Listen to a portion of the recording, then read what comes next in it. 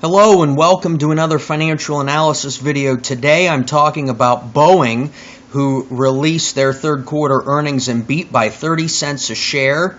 A nice solid beat, 2 in a row for Boeing.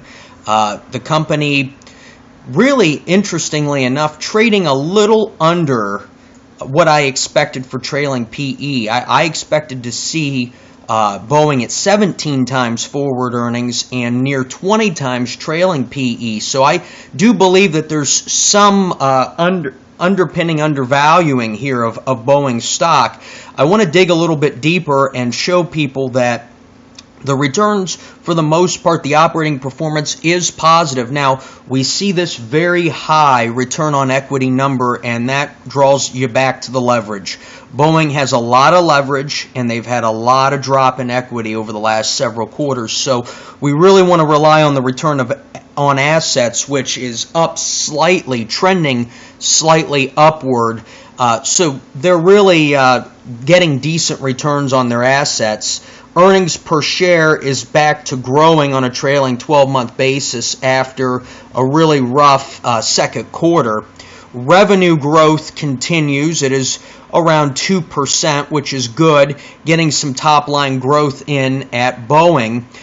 The other piece of this, though, too, is the cash flow. The operating cash flow has really strengthened over the past couple of quarters on a trailing 12-month basis, and the company is investing a little bit more in capital, but that hasn't stopped free cash flow from really rallying. It's at one of the highest points in the last 3 years, $8.7 billion on a trailing 12-month basis.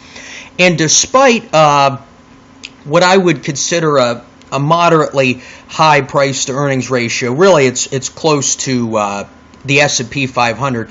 Boeing has a decent dividend baked in here, around 2.5%, which isn't too bad. It's not far and away the best yield in the world, but again, it's a little bit of an underpinning of return for your investment in this stock. Overall, I think, and again, I look also at this earnings yield curve to see really if there's been any movement, and there hasn't. I think this is a decent stock to own. I do see it returning into the 150s before the year end, easily getting back to where it was prior to the August sell-off and going beyond that, possibly making a new 52-week high, although I'd expect that more in the first quarter. I hope you enjoyed this video. Happy investing.